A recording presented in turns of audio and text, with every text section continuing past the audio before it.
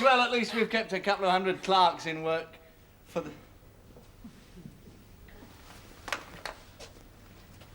I see the kids brought it up for us, then, eh? The old BED. Yes, the old double BED.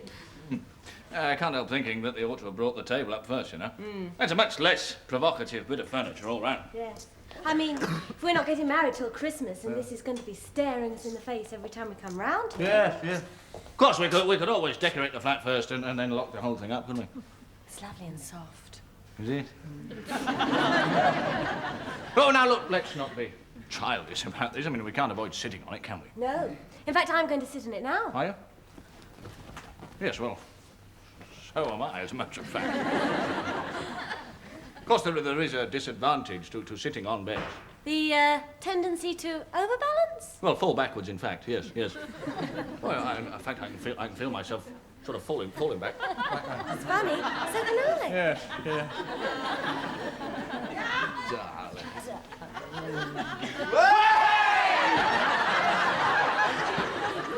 Right. Good. Well, thanks for bringing the bed up for us, kids. Oh, don't worry about it, Chief. Mind you, I'm beginning to think we should have withheld the mattress. Yes, well, we were just trying it, testing it. No.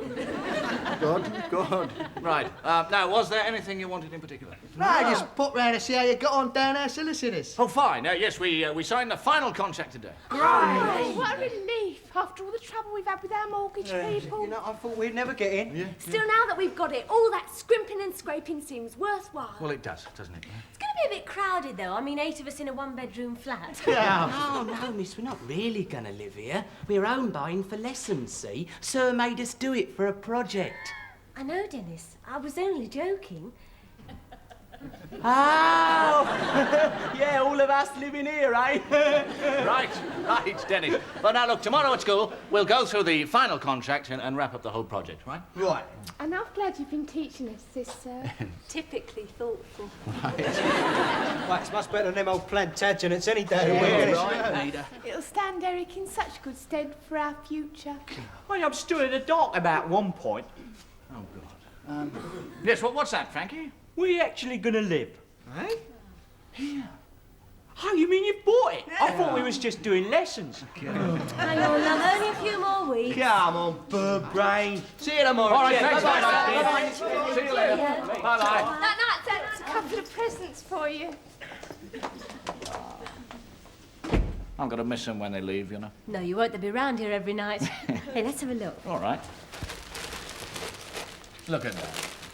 A present for your new home. You get through to them, Bernard. You really do. Well, it's a simple enough principle, you know. I treat them like adults, and in the end, they begin to behave like adults. This is a victory for me, you know. Oh, it's a draw.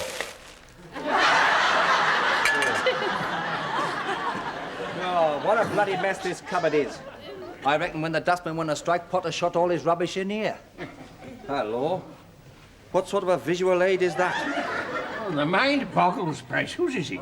Hey, it's Doris's, I suppose. Oh, hello, Bugsy. How's your urinogenital system this year? Oh, Bryce, please. I've just had tea and a ginger biscuit. Oh, dear. You're worse than Cromwell.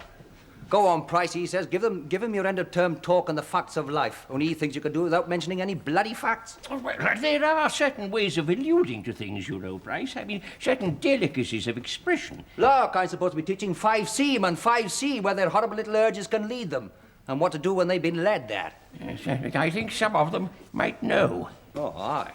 He's sniggering behind the laughs for. Ah, I take your point. No, I shouldn't let that go on, Bryce. Well, how can I stop them when Lord Cromwell will let me talk about his bloody rabbits? And where the hell is Mrs. Bugs Bunny? Oh, dear, I thought she was a duplicate. What do you mean? I'm afraid I've used her as the substratum of Lake Titicaca. Thank you very much, Mr. Smith.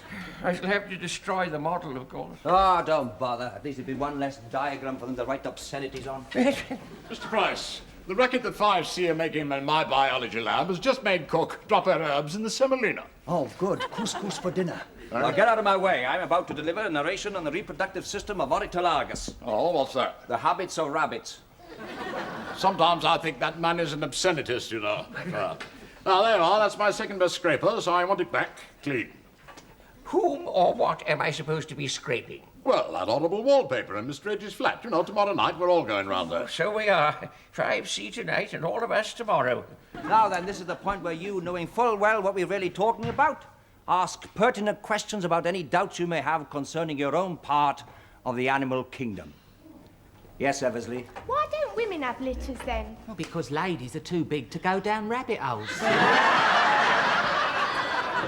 Well, that answers that question. Next. If I was to give up eating carrots, could I limit the number of kiddies I have to about 20 or 30 a year?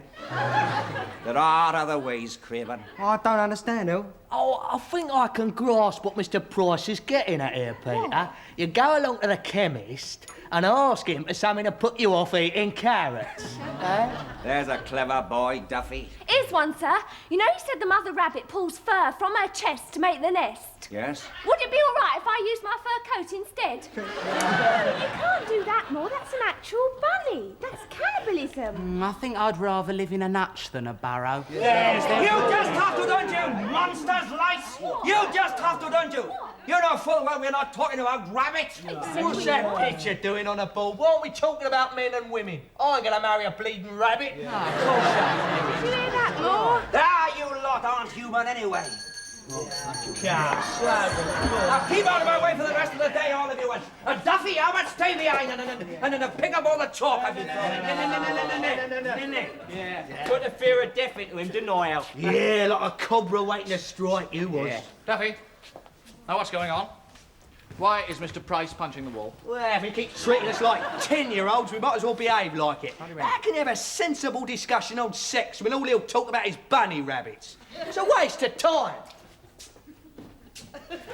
Abbott, didn't Mr. Price ever mention a man or a woman? Nah, but that don't bother me. I know all there is to know, don't I? Yeah. Sit down a minute, will you, Frankie?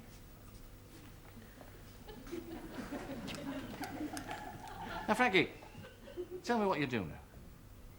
It's rude. You let me. Yeah, I'll fold my arms and try not to blush. Come on. Right. Close the door, then. Don't be stupid. Come on, tell me what. What?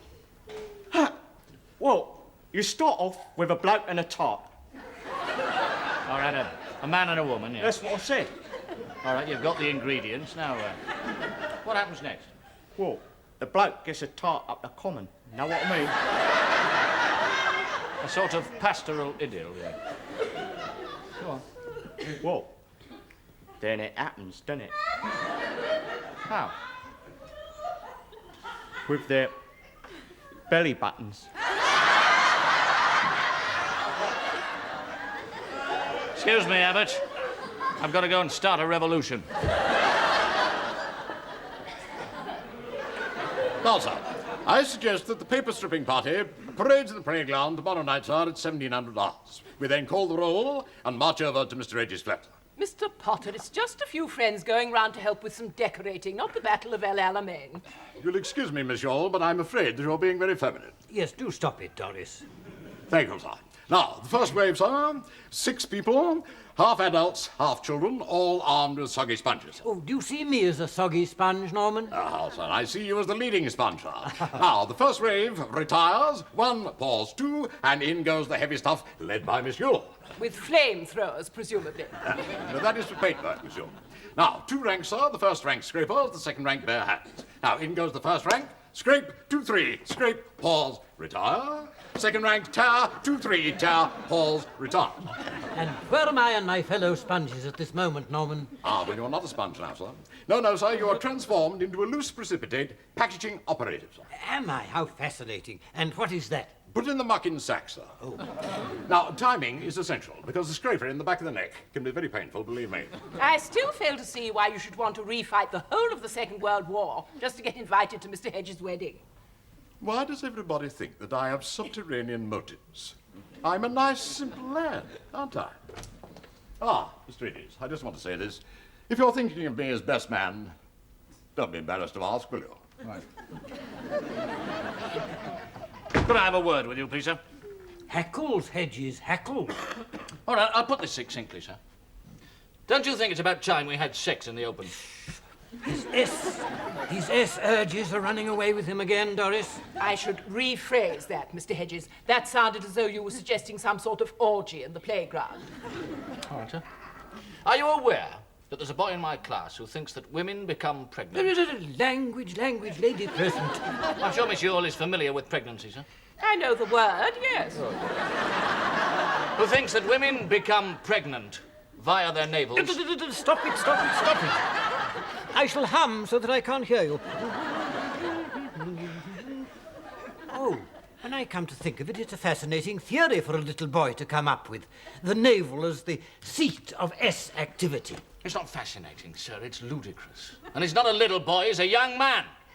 Look, sir, I've been trying to engender an adult attitude in 5C, and there's Price talking to them about Mr. and Mrs. Rabbit. Under my instruction, that's quite enough for them to know at this stage. Apart from Abbott, sir, they passed this stage when they were 10. They're on the sexual bus. Don't you think it's about time we taught them the responsibilities of paying the fares? Doris, will you riposte with a metaphor from the older generation? No. I can't take sides until I've thought about this. Thank you, Miss Yule. Well, you know how I feel about it, sir. If you do anything, young man, I shall be forced to suspend you. And I might tell you that nothing would induce me now to do any stripping in your flat.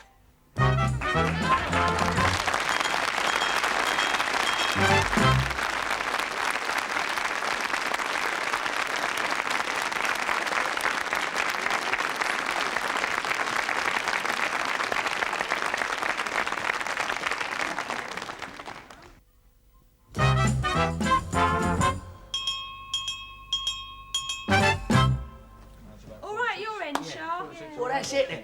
We'll get the staff to get this stuff off the walls tomorrow, and then bang, straight on with the contemporary stuff you're getting off Monty, right? Duffy, I'm a bit worried about the variety of stuff that falls off the back of your brother's lorry. Oh, no, this ain't the old loose towel book, Kate. No, this is trade, isn't it? Contacts. Right. Yeah, how much paper are you going to need in here, then? Well, let's measure it, shall we? Yeah, right. What's your drop in here, then? Drop? From where to where? From ceiling to top of skirt. Well, that's about 6. That's Say about 6. 8 foot, right? 8 foot, yeah. 8 foot, that's 2, 4, 6, 20 times that, say, 8 rolls, 8 right? rolls. That'll make it 30, be on the safe side. Ah, clear off. Get over the soft furnishings, match your brains.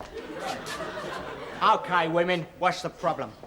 It's just arrived. I didn't hear the bell go. Ha ha. Oh, ignore it more. It might go away. We'll get so cramped with this lot, Shah. Yeah. Well, we did offer. We could run them up quicker if we had a machine. Yeah, my mum's got a sewing machine. You can come round and use that. Oh, great. At a price. What is it this time? Toys or sweets? Neither. Shush your belly buttons. He's mad.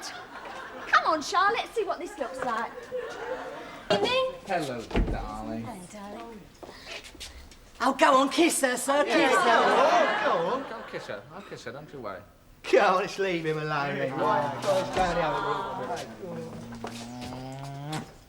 Hello, darling. Hello, love. Want some tea? Oh, I'd love a cup. Hey, you know the flat next door? Yeah. You're not thinking of moving already, are you? No, the Rotten Devils have got their new wallpaper up already. And how did you find that out, my little ferret? Well, I'll keep it's their door, and I'm nosy. What sort of a day have you had? Oh, pretty average. I'm probably going to be suspended. Why? Well, you know I told you about Abbott and his naval encounters. Well, Cromwell threatens to suspend me without pay if I tell him the facts of life. You're joking. Well, why haven't the other kids put him straight? More laughs the way he is, I suppose. No, it's got to be me. I could always send him the facts in plain wrappers. No good, he can't read very well. Well, why does it have to be you? I mean, what are your particular qualifications? Well, I've got a bit of experience, that sort of thing. Oh, I see. How much experience? What? No, I use the term loosely there. Yeah. I see. Loose experience. No, what I'm saying, in fact, is that the kind of experience that I'm talking about only happens to a man. Like your first pair of long trousers. No, it was a couple of years after that, actually. You know what I'm talking about. Well, I only hope you do after one loose experience in long trousers. I don't remember saying anything about only one. How many? Hundreds? Thousands? Let's just say I know enough to put Frankie Abbott straight, okay? You're positive that you should be the one to do it? Price talks to them about rabbits. Cromwell doesn't acknowledge the facts of life, and I don't think Mrs. Abbott even knows them. She had Abbott. That's what I mean. No, it's got to be me now. Well, a man has to do what he thinks is right, Bernie. Seriously? Of course. All right, but remember, if I do, I may get suspended without pay, and then the only furniture we've got is a bed.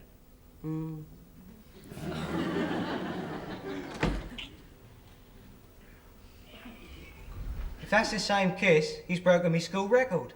Of course I don't mind you phoning me here, John. What? Oh, wasn't it? I haven't done that for years. He's a goer, that Mr. Sibley. No, really, Mother didn't hear a thing. Oh. It was you that kicked the milk bottles over. Oh, yes, I'd love to. Goodbye, John. Pardon?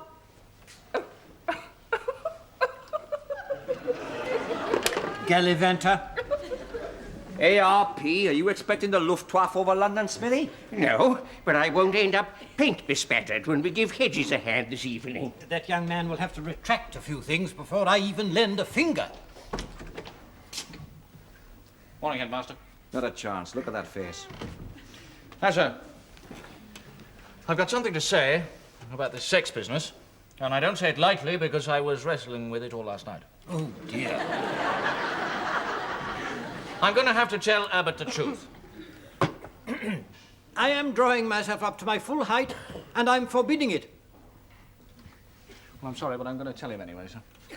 I can't be responsible for that boy thinking his future wife is going to give birth to rabbits. Miss Ewell, rearrange the timetable. Hedges is suspended. No, Headmaster. You rearrange the timetable. I've been thinking about it, and I think Bernard is right. Suspend him, and you suspend me. Et tu, Brute. Then die Caesar. The children may think of me as a silly old dormouse, but I think of them as the future, and I will no longer be a party to their being supplied with substandard building materials. I'll have a headache, I will. Oh, about the rearranging of the timetable, Headmaster. Yes, faithful Vaughan. Well, when you take the chemistry lesson this afternoon, wear a gas mask because it's stink bomb week.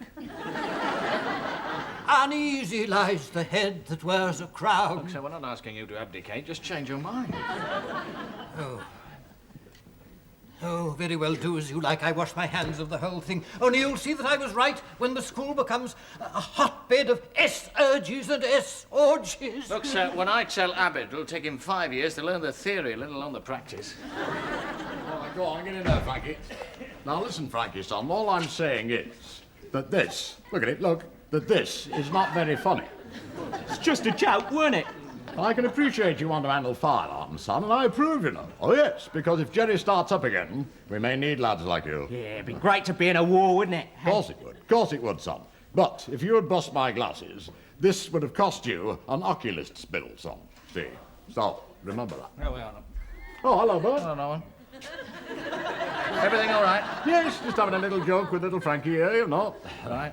Oh, Bern, before I go, son, would you release to me one of the keys to your flat? You'll have to sign for it. Oh, certainly, of course I will. Yeah. Well, Nolan. Oh, thanks very much, lad. Because, you see, I shall probably be round there tonight before the others, you know, just to make a bit of a start, you know. Yeah. Not that it's got anything to do with you asking me to be best man at your wedding, you know. I don't remember asking you that, Nolan. Well, no, you didn't, Bern, you didn't, you see. But, I mean, had you done so, it wouldn't have made any difference, you see, to be helping you out with the flat. Well, I will remember that, Nolan. Good lad. Oh, what was the number, by the way? 27, Nolan. All right. No, 27A. No, just a minute, Frankie.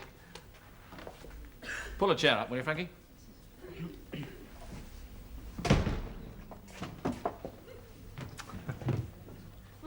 Just a joke, weren't it? Weren't poison chipped or nothing. No, I don't want to talk to you about toys, Frankie. I want to talk to you about the human reproductive system. The what? Frankie, you see the diagram on the board? Now, what's that a diagram of? It's a rabbit, innit? Good, that's a rabbit, Frankie. But you're a human, aren't you? Yes, of course you are. Oh, no. Right, now, one day, Frankie, you'll probably marry some lucky girl and want to bring some more little Abbott's into the world. I told you already now how to do that, don't I? Well, that's just the point, Frankie. You don't. You see, Frankie, there's a big difference between the way you think men and women bring children into the world and the way in which it's actually done. Fantastic. It's much more complicated than my way, though, isn't it? Yeah, well, your way isn't a way at all, is it, Frankie? No, I'll see that now. Good, good. Do you know what I'm going to do tonight? No, what? Beat me mum up for telling me a pack of lies. Right, here we go. Sponge. Oh, God. 2, 3, sponge. Pause. Retire. And scrape. 2, 3, scrape. Pause. Retire. And tap. 2, 3, tap. Pause. Retire. Oh, that's marvellous. Now Because Duffy wants to talk to you. Staff on this wall, kiddies on this one, and the last to finish gets a beering, right? All right, come on, then. There we are. Come on, then. Come on, staff. Squash fight, squash. Second staff. Hey, never mind the coaching. All right, I'll go and join 5C, right? Well, making a bit less noise in there. Oi. Oh. Foreigners probably here. And listen, shut up, I said, did you hear me? Yeah, listen, will you? Oh, I'm soon found out about that. Messing around and carrying on like that. Knocks you off your stroke, understand? Now, wouldn't you mind making a bit less... Oh, you're in here, then. Oh, yes, give me the key and I'll make an early start, he said. You said 27. No, 27A, Norman. I did shout. Well, I've been next door, haven't I? Well, that's all right, as long as you're happy. Haven't done anything, have you, Norman? Yes, quite a bit, so. Oh, their new wallpaper. Well, I can't help being keen, love, can I? Duffy, your brother's contacts don't run to an all-night wallpapering service, do they? Oh, blimey, I have to knock him up. There's a sample, right? Now, come on, staff. I never heard anybody say it. Shouting out about 20. Oh, dear, Norman. You have been busy, haven't you? Quite nice, really. Yeah, blimey, it's a right pork up this is. Going 27, you see what I mean? I finished the curtain on my mum's machine now. We done it. You played soldiers. He's still got a teddy bear in his room. God, yeah. He's very young for his age, isn't he? Now, look, staff, I really can't expect you to pay for the wallpaper. It was my fault. No, no, son, it's only fair that we help you out after that dreadful mistake you made. Here, son, stick on your... Oh, thanks very much, Norman. Oh, no worries. Two bob. Oh, well, I suppose you deserve payment for bringing Cromwell into the 20th century. Thank you very much. He's probably sitting by the telephone waiting for a call from the Vice Squad. But why should he assume that just because you've told Abbott the facts of life, he's going to go straight out and practice them? No, I mean, it's a ridiculous assumption. Yes. How much will you... Hello, Abbott. You're looking pleased with yourself. So I should be. I've done it. You've done it, Abbott. Yeah. Who is? Maureen and Sharon. Sharon? Maureen,